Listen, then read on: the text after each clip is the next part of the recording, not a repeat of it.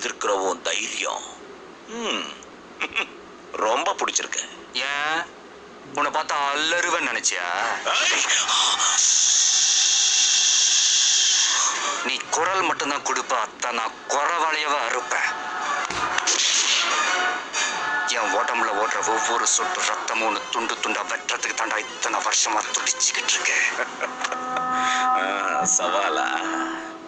உன்னை இப்பவே இங்கேயே சமாதி ஆக்கிற பாக்குறியா? சமாதியா? எனக்கா? ஐயோ பயங்கர காவடி மச்சி. நீ என்கிட்ட என் உயிரை தவிர வேற எதுவுமே இல்லை. எனக்கு சொந்தம்னு சொல்லிக்க வருத்தம் இல்லை. நான் வருத்தண்டா. அசல் கண்ணு ஆம்பளைன்றா சுடு.